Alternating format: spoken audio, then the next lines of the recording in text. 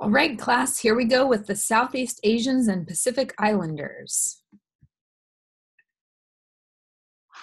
Southeast Asians and Pacific Islanders. So this area includes Filipinos, Vietnamese, Cambodians, and Laotians, as well as the Pacific Islands. Here are just a few of them: Papua New Guinea, Nauru, Vanuatu, Tonga, Samoa, Guam, Hawaii, and Cook Islands. Immigration patterns in the Philippines. So the Philippines actually used to be a Spanish colony, and in 1898 it ceded from Spain and became a U.S. territory. It was a U.S. territory until 1946, and that's kind of the beginning of Filipino immigration here. More recently, since the 1980s, more than 350,000 Filipinos have immigrated, and they like to form little Manilas, which are Filipino cities kind of like Chinatowns or Japantowns. And there's some in California, Chicago, New York, and Washington, D.C. Demographics and socioeconomic status. According to the 2013 census, there are 3.6 million Filipinos living in the U.S. This increased slightly from 3 million Filipinos. That was from our previous edition of our textbook. 50% of them live in California, and the others live in Hawaii, Florida, Illinois, New York, New Jersey, Texas, Washington, and 50% of the Filipino Americans have been foreign-born.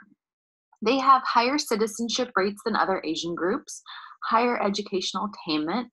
46% hold college degrees. As you can see, this is increasing. And median incomes are also increasing. They were 34% greater than the U.S. average, and now they are 50% greater than the U.S. average. So they're doing very, very well. Poverty rates, half that of what the general U.S. population experiences. And 40% of them have professional or managerial careers. And this is just a map from the year 2000 of where Filipinos are living. So you can see California has mostly sections of red, more than the other areas in the country. Health beliefs and practices. They believe in something called Bahala Na. This is the belief that life is controlled by the will of God and supernatural forces. They also believe in some supernatural illnesses. They believe that undesirable traits or conditions can be transferred magically through contact with a person or object. Example, pregnant women will try to gaze upon beautiful objects and beautiful people to make their babies beautiful. Immigration patterns, Vietnam. This is a quick clip about Vietnam immigration from Vietnam, and it's very good. A lot of it had to do with the war. There was North Vietnam, which was communist, and South Vietnam, which was US-backed anti-communist. There was also the Viet Cong, which came from the South, and they were communists. The US became involved in the war to stop the spread of communism and communism takeover of South Vietnam. The war was from 1955 to 1975. Many Vietnamese stayed in refugee camps during this time. It's there that they learned English. And then after the war, 125,000 refugees were airlifted to the U.S. Between 1978 and 1980, 2 million refugees fled by boat. Demographics and socioeconomic status of Vietnam. 700,000 Vietnamese immigrated since 1975. There were previously 1.6 million Vietnamese in the U.S., but as of the 2013 census, the new textbook, there are 1.9 million Vietnamese. Of those, 60% are foreign-born, and they live mostly in urban areas.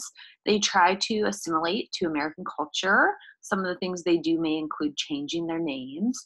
They do very well in the education system, and education is highly valued. 50% go to college and have professional or service degrees. Previously, their family incomes were lower than the national average, but now they are higher than the national average. And previously they had higher poverty rates, but currently they are at the national average of poverty. Cambodia was another country stricken by war. Cambodia in 1975, the Khmer Rouge came to power and implemented communism, killing 2 million Cambodians. It was after that that millions of Cambodians fled and were seeking asylum in the US and other countries. Many of them went to Thailand, but many of them came to the US. This is a picture of Cambodian refugees. You can see the malnutrition of the baby, kind of skinny arms and bloated belly. Demographics and socioeconomic status of Cambodians. Where do Cambodians reside? 50% of them live in California, and specifically cities such as Long Beach and Stockton. Many other Cambodians live in Maryland, Texas, Pennsylvania, Virginia, New York, Minnesota, and Illinois. Most came from farmer backgrounds. They do have high unemployment rates. 50% had less than a high school education, but this actually improved. So now only 38% have less than high school educations, according to the latest textbook. And the median family income has also changed. It used to be 30% below the average, but now it's above the average. Over 19% live below federal poverty lines. This is also an improvement. It used to be 30% below the poverty line. And Cambodians primarily work in service jobs, manufacturing, transportation, manual labor, etc. Demographics and socioeconomic status for Laotians. Currently, there are 261,000 Laotians living in the U.S. This number increased from the previous 193,000. Most of them live in California. They like cities Stockton, Sacramento, San Diego, Fresno. There is a Hmong population as well as a Mien population. Mien is spelled M-I-E-N, and they're an ethnic group from China and Vietnam. Their population is about 200,000. What else? They have poor fluency in English. Education levels have actually improved. Currently, they're 70% high school degree. They were at 64%. Poverty rates are usually higher than the U.S. average, and they work in transportation as machine operators, fabricators, and laborers. And that is a picture of needlecraft, which was done at a Hmong market in Fresno. So needlecraft is one of the crafts that they like to do, and it's very, very beautiful. Laotian family. So they were very agriculturally based. The men represent family in the village affairs, and the women run the households. That's what happens in Laos. However, in the U.S., men and women are almost equals. Religion and worldview. So religion greatly influences Filipino worldview, especially for the elders. They believe in things such as supernatural forces. They believe that leading a good life on earth will be rewarded with a life after death. They believe in fate and the will of God. Mostly they're Roman Catholics with 5.5% Muslims. This is an increase from 5% in the previous census. Vietnamese believe that the present life reflects the past life and predetermines the future life. 43% are Buddhists. This is actually a decrease from 70%, and 30% are Roman Catholics. Cambodians are mostly Theravada Buddhists, and Theravada Buddhists believe that doing things is imperative for progress through reincarnation, and they place emphasis on reaching spiritual perfection and merit through good deeds. And they have the expectation that every man will devote part of his life to being a monk. Family life, Filipino, very highly structured. Extended family is at the center and includes maternal and paternal relatives.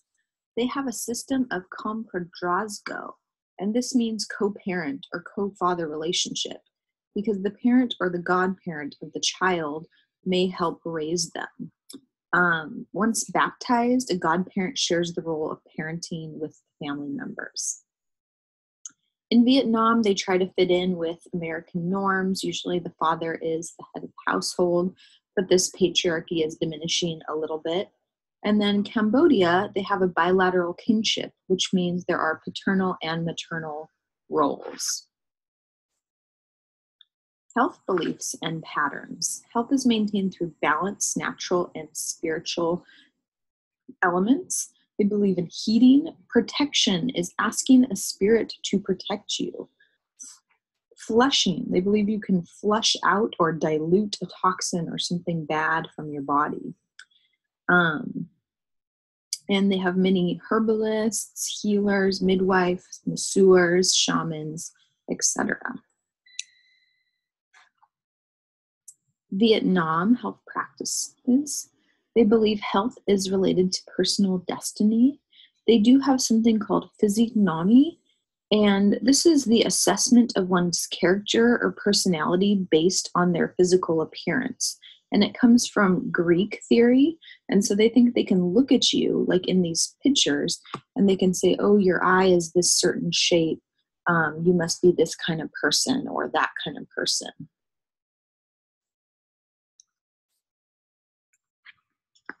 Valuations. They believe in many spirits. They can be both invisible and visible. They have something called SUNS, which is sudden unexpected nocturnal death syndrome. And they believe that a spirit will come and sit on your chest during the night, causing you nightmares and paralysis and death. Cooking. So Filipino staples do combine lots of different things. There are 3 principles. You should know them. So never cook any food by itself. Fry with garlic and olive oil or lard. And food should have a salty, cool, sour taste. That dish pictured there is something called a kawali. And I might ask you what a kawali is. And they do most of their cooking in the kawali. And then the main staple, you should know, is long grain rice. Additional staples. Meat depends on their economic status.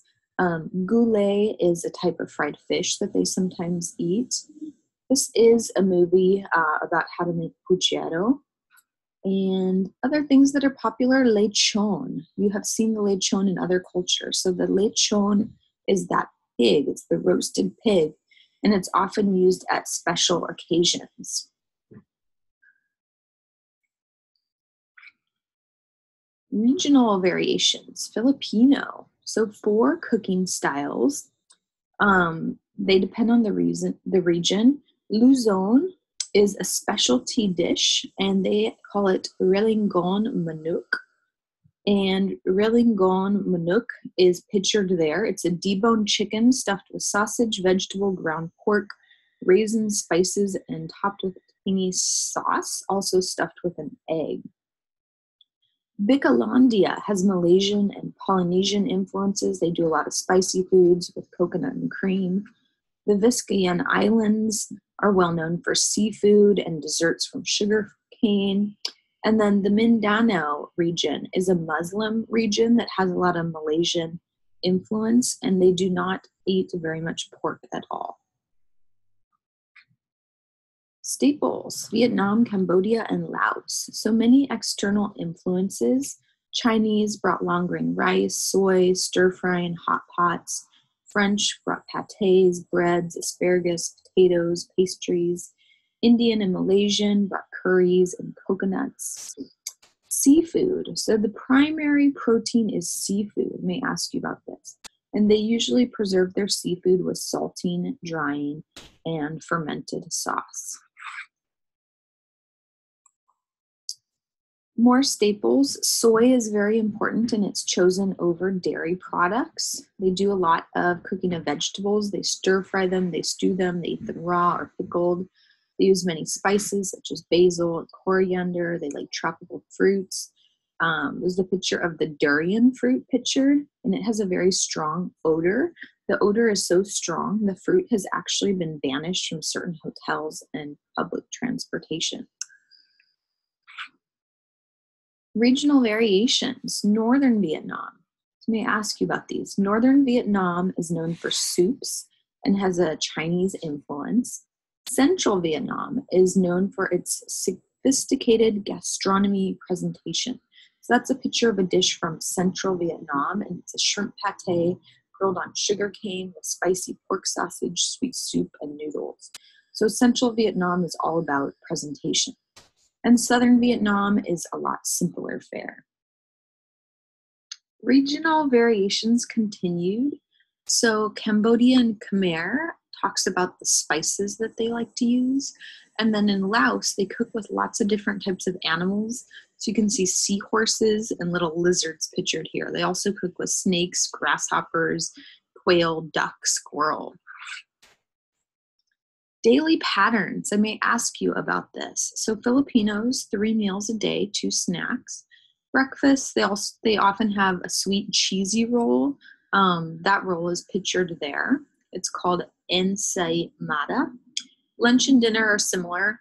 Rice, you should know this. Rice is only eaten at meals. It is not eaten at snacks.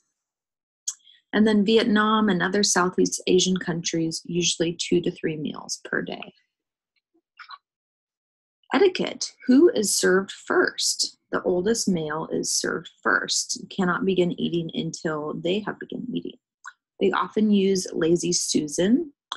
In Vietnam, I may ask you, should you be in the empty plate club, meaning eating all the food on your plate in Vietnam? No, you should not. This signifies that you've been dissatisfied with your meal and that you weren't served enough. So it's good to actually leave a little bit of food on the plate in Vietnam. They also have low dining table, conversation is limited, and in Vietnam, the elders eat first. Special occasions. These are some special occasions that they celebrate. A lot of them have religious influences where they do feast. Therapeutic uses of food. Filipinos use the hot-cold system adopted from the Spanish to try to maintain balance. They believe in certain cures for things. So bitter melon can help with diabetes. Garlic can help lower cholesterol and blood pressure. And they actually have a Filipino food plate that I'll show a picture of here. Therapeutic uses of food. So Vietnam, Southeast Asia do believe in yin and yang. Yin foods may include sugar, coffee, honey, butter, potato, tomato. Yang foods may include fish, poultry, cheese, meat, miso, salt, etc. Adaptations of food habits. So Filipinos who have immigrated here, they have a greater variety of foods, more dairy, more greens, more meats, and more sweets. Vietnamese, 30% change upon arrival to the US. Cambodian and Hmong often grow their own herbs because they can't find them available in the US stores. Cambodian and Hmong actually have quite a few food dislikes. They dislike cheese, chocolate, and milk. Nutritional status. Pretty high intakes of fats and saturated fats, high intakes of some chronic diseases. However, the median BMI is similar to Caucasians, but higher than other ethnic groups. Nutritional status, Vietnam and South Asian. Again, some chronic diseases. Cancer is the leading cause of death. Hypertension, hypercholesterol, hypertriglyceridemia. This can all lead to heart disease. So now we're talking about the Pacific Islands. The Pacific Islands include 10,000 islands of what they call Oceania, Polynesia, and Micronesia, and Melanesia. And this map kind of illustrates these different areas, and it includes Hawaii. So these are just some pictures. In the upper left is the island of Guam. In the upper right is Tonga. And the bottom left is Samoa. And then on the bottom right are some men from Samoa. So you can see they're beautiful, beautiful islands, very, very lush. And people kind of look similar to what we think of as Hawaiians. So Hawaiians. Hawaiians represent the largest percentage of American Pacific Islanders. Hawaiians who move to the mainland have better economic success than other Pacific Islanders because they integrate very well. They've already been exposed to U.S. society, and they tend to be able to find good jobs and get middle class kind of establishment.